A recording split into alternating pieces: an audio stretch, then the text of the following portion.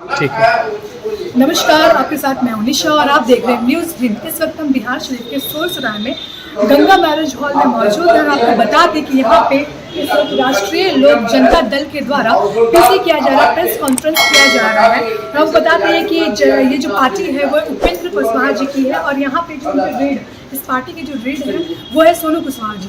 तो चलिए हम उनसे बात करेंगे और जानेंगे कि आज की जो पीसी हो रही है आज उसका क्या कुछ उद्देश्य है, क्या कुछ वो कहना चाहते हैं। तो चलिए हम उनसे बात करते हैं और जानते हैं।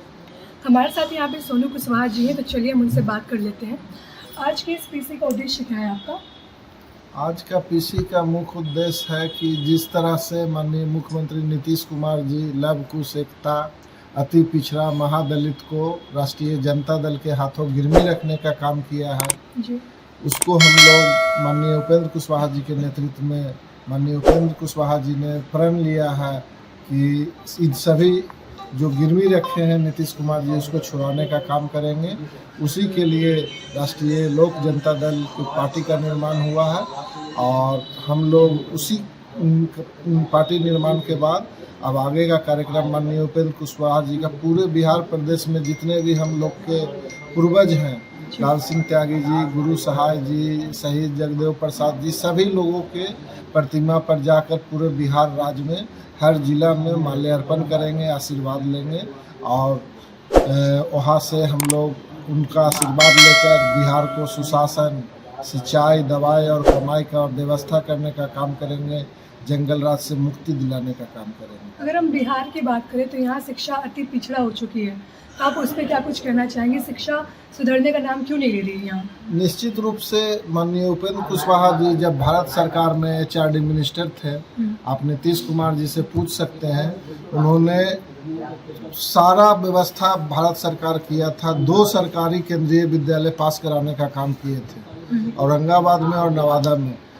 बिहार सरकार को एक चमन्नी भी नहीं देना रहता है, सिर्फ एक एनओसी देना रहता है जो डीएम जिलाधिकारी उस जिला का देते हैं और उस पर भी नीतीश कुमार के डायरेक्शन में रोक लगाने का काम मुख्यमंत्री जी ने किया कि ये स्कूल खुल जाएगा तो बिहार के बच्चे पढ़ने लिखने लगेंगे। उपेंद्र कुशवाहा जी को नेतृत्व देने का एक मौका मिल जाएगा, क्योंकि अगर बिहार के लोग शिक्षित होंगे तो निश्चित रूप से तेज रफ्तार तेजस्वी सरकार नहीं चलेगी, निश्चित रूप से उपेंद्र कुशवाहा की सरकार चलेगी। वो दोनों केंद्रीय विद्यालय पर रोक लगाने का काम नीतीश कुमार जी के डायरेक्शन में हुआ। नीतीश कुमार जी का सीधा आदेश था कि एनओसी नहीं दिया जाए और जिसका खामियाजा बिहार भुगत रहा।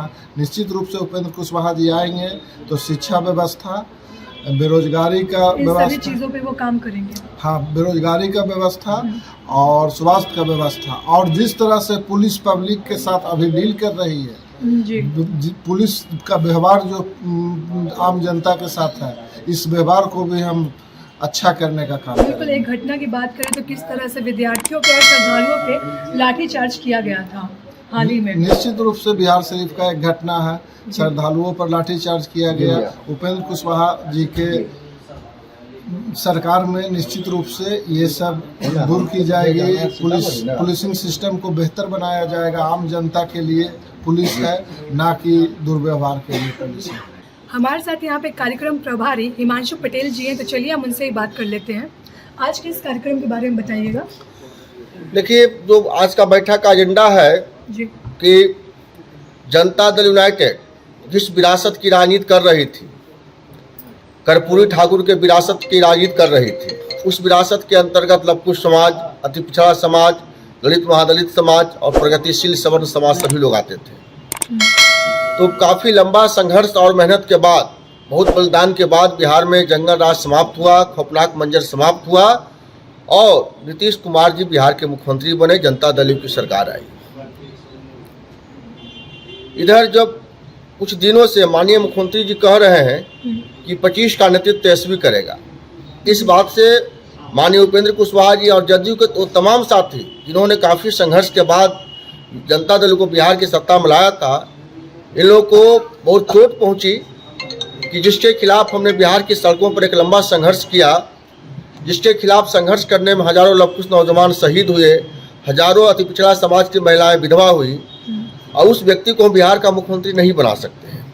तो पिछले दिनों 2 दिवसीय बैठक हुई थी जनता दल के महत्वपूर्ण समर्पित साथियों की। उन साथियों ने कहा कि अब हम जिस पार्टी में हैं उस पार्टी में रह के कर्पूरी ठाकुर की विरासत को आगे नहीं बढ़ा सकते हैं।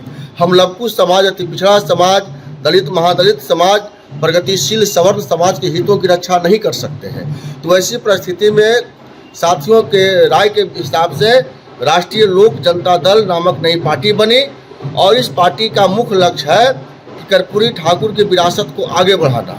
उस विरासत में लवकुश समाज, अति पिछड़ा समाज, दलित महादलित समाज, प्रगतिशील सवर्ण समाज सभी लोग होंगे। तो जब पार्टी बन गई तो बिहार के लोगों को लगेगा कि जब पार्टी बन गई तो राष्ट्रीय लोक जनता दल के लोग जिसको हम भविष्य में अपना घर बनाना चाहते हैं वो उनके नेता हमारे बीच आए। तो हमारी जो विरासत है, जो कर्पूरी ठाकुर की विरासत है, उस विरासत को बचाने के लिए हम माननीय नेता श्री उपेंद्र कुशवाहा जी ने विरासत बचाओ नमन यात्रा शुरू की है। इस यात्रा का पहला चरण का शुरुआत 28 फरवरी को चंपारण के भितिहरवा से होगा और समापन होगा 6 मार्च को कॉमरेड शहीद चंद्रशेखर सिवान में। और दूसरा चरण इस यात्रा का जो शुरुआत है वो नालंदा जिले के एकंगड़ सराय प्रखंड में स्वतंत्रता सेनानी लाल सिंह त्यागी जी के प्रतिमा के पुष्पांजलि अर्पित करने के साथ शुरू होगा और समापन होगा अरवल जिला के कुर्था अमर शहीद बाबू जगदेव प्रसाद जी के आदमकद प्रतिमा पर नमन करने के साथ। तो एक इसी की तैयारी के लिए आज यहाँ बैठक रखी गई है। उस तैयारी में नालंदा जिला से सैकड़ों वाहनों के साथ नेता का लोग स्वागत करेंगे और इनके साथ पूरे यात्रा हम लोग शामिल रहेंगे। यही कार्यक्रम है हम। हाँ, तो जैसा कि आपने देखा इस वक्त हम सोनू कुशवाहा जी से बात कर रहे थे और किस तरह से उन्होंने नीतीश कुमार पे धावा बोलते हुए कहा है कि वो रोजगार से लेकर सारे मुद्दों पे उन्होंने उनकी नाकामी बताई है। किस तरह से नीतीश जी नाकाम रहे हैं हर क्षेत्र में। हम बस आज के रिपोर्ट करते हैं कैमरा पर्सन के साथ मैं निशा, न्यूज़।